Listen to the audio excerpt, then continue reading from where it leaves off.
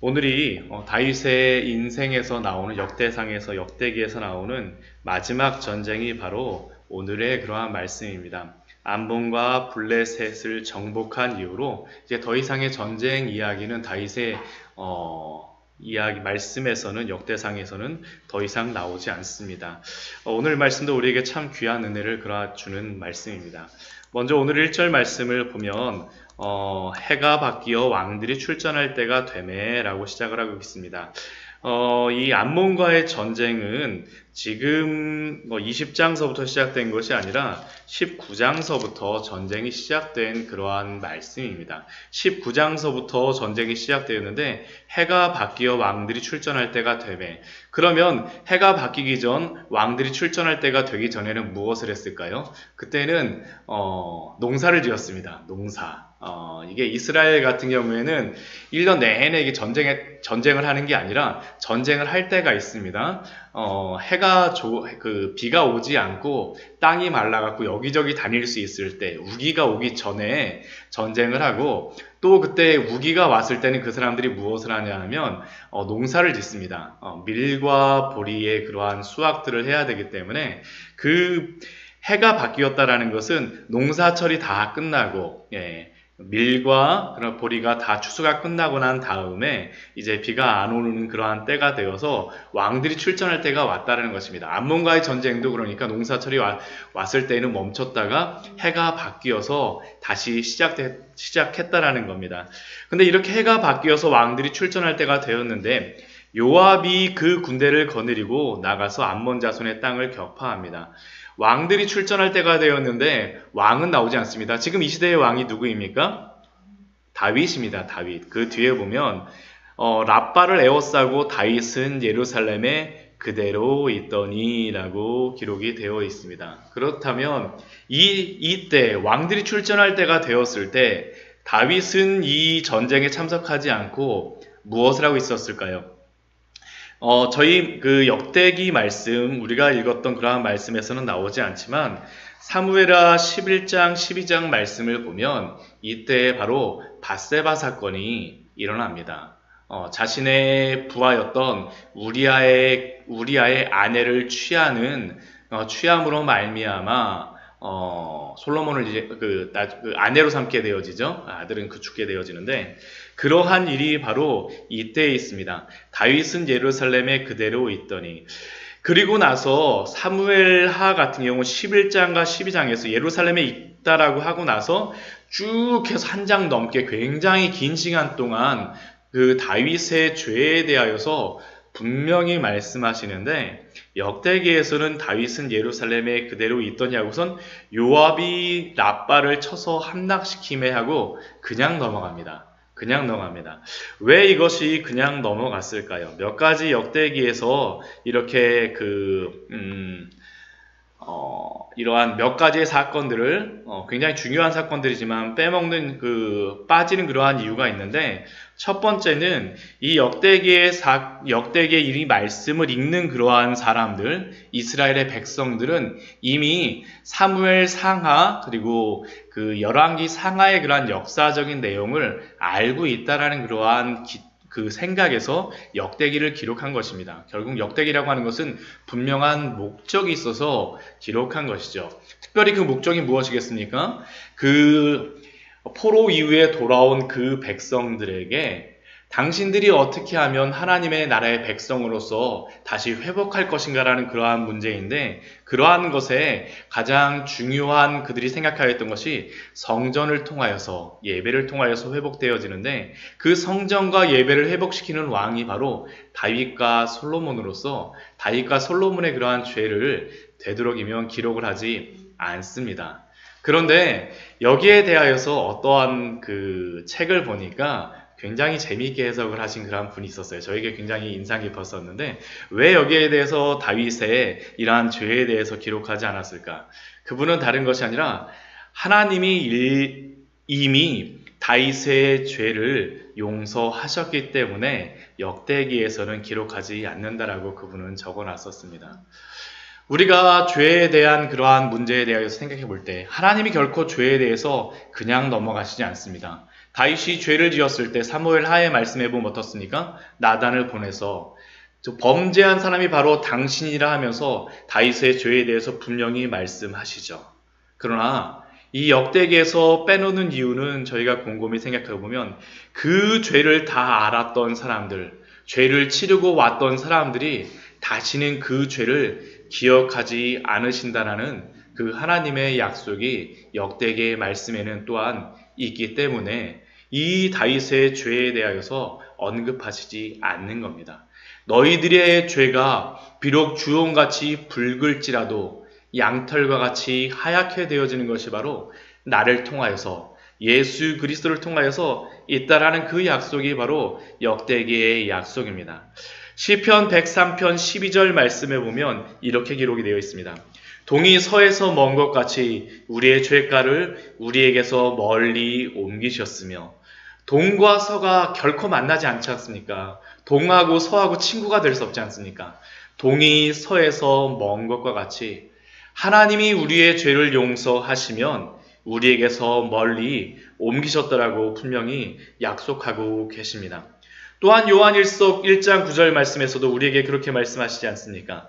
만일 우리가 우리 죄를 자백하면 우리의 죄를 회개하고 하나님 앞에 나아가면 그는 미쁘시고 의로우사. 여기서 미쁘시다라는 것은 변함이 없으시다라는 겁니다. 변함이 없으신 그 하나님께서, 의로우신 하나님께서 우리 죄를 사하시며 모든 불의에서 깨끗게 하실 것이요.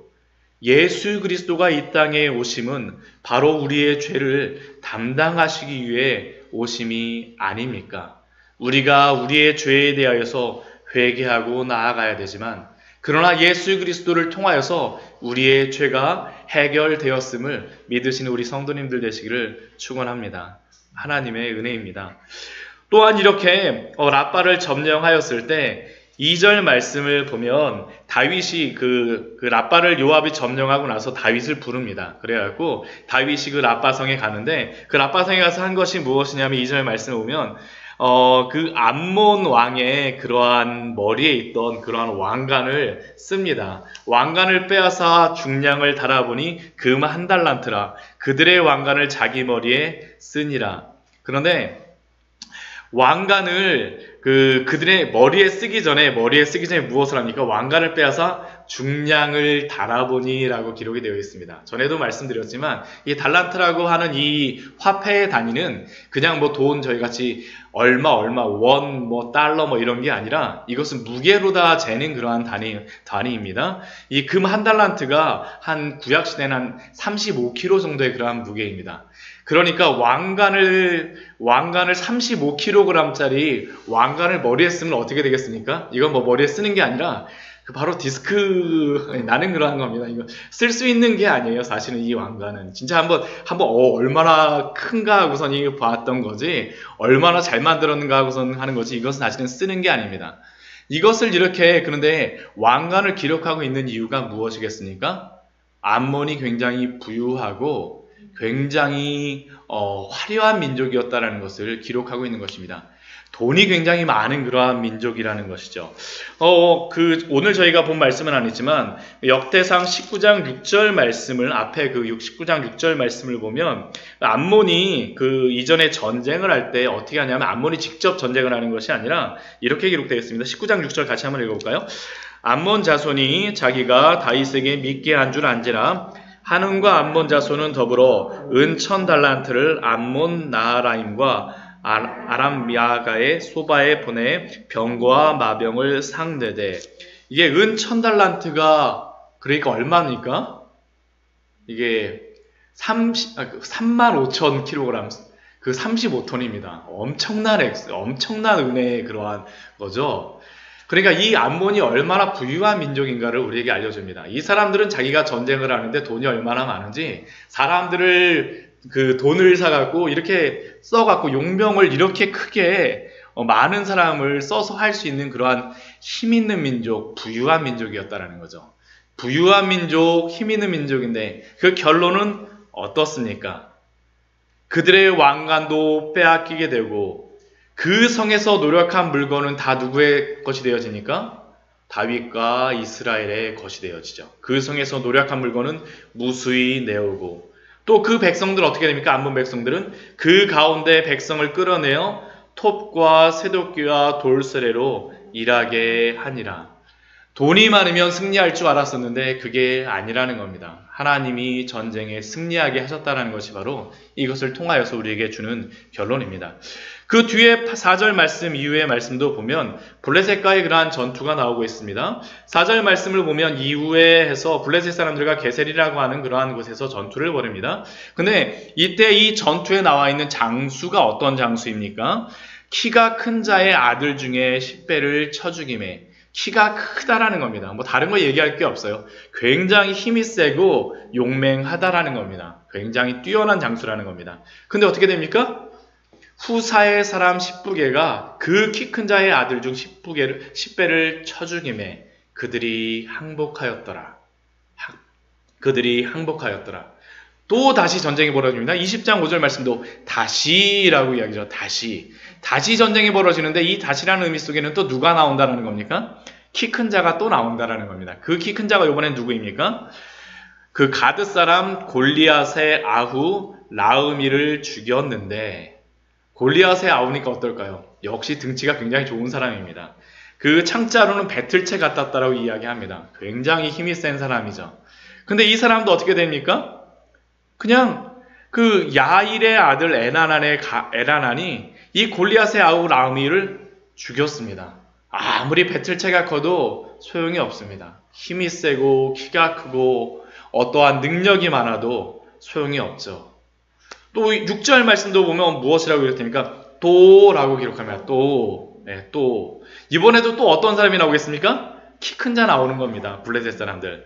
그곳에 키 큰 자 하나는 손과 발의 가락이 6씩 모두 24이 있는데 우리는 예전에 육손이라 그래갖고 뭐 이 사람을 이상하게 봤지만 이 성경에서 이렇게 손이 6개 발가락이 6개가 있다라는 것은 힘이 세다라는 의미입니다. 굉장히 뛰어난 인물이라는 그러한 의미입니다.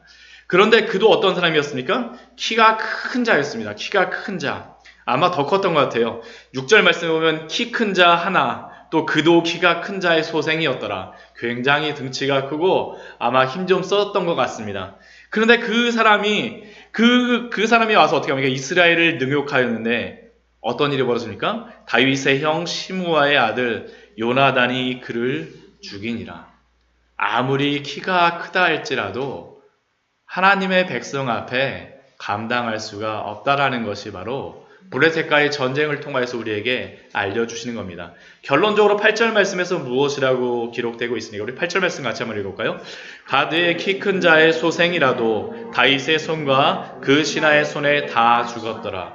가드의 키가 큰 자의 소생이라도 아무리 키가 크고 창이 배틀채 같고 아무리 용맹한 것 같고 아무리 소리가 큰 것 같고 아무리 힘이 센 것 같다 할지라도 다윗의 손과 그 신하의 손에 다 죽었더라.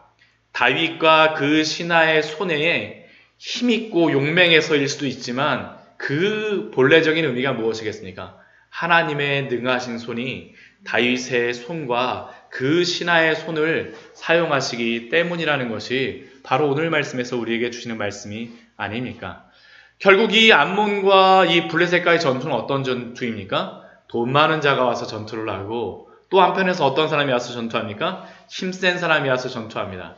우리 같으면 전쟁이 나면 돈 많게 되면 또 힘이 세게 되면 전쟁에 이길 수 있다라고 이야기하지만 하나님의 전쟁은 그렇지 않다라는 것이 다윗을 통하여서 알려주시는 결론입니다. 역대기의 그 사람들, 포로기에 돌아온 사람들이 비록 너희들이 그 주변에 페르시아라든가 이후에 생기는 그 주변에 알렉산더의 그 장군들의 그러한 나라들 또한 로마가 생겨서 아무리 힘이 세고 용맹하고 그들이 세다 할지라도 하나님의 능하신 손이 너희를 붙들기 때문에 용기를 내라고 말씀하는 것이 바로 이 말씀을 통하여서 그 시대에게 주셨던 그 말씀이며 또한 우리에게 주시는 그러한 말씀인 줄 믿습니다. 전쟁은 사람의 손에 달려 있는 것이 아니라 하나님의 손에 달려 있습니다. 우리 사무엘상 17장 45절 말씀을 보면 다윗이 블레셋 사람 그 골리앗과 전쟁하였을 때 이렇게 고백합니다. 우리 말씀 한번 찾아볼까요? 굉장히 오늘 말씀과 일맥상통하는 말씀입니다. 첫 번째 거인이었었죠. 다윗이 맞닥뜨렸던. 그 이후의 사람들은 다 이 마음으로 싸웠던 것입니다. 사무엘상 17장 45절 말씀입니다. 45절 말씀 같이 읽겠습니다.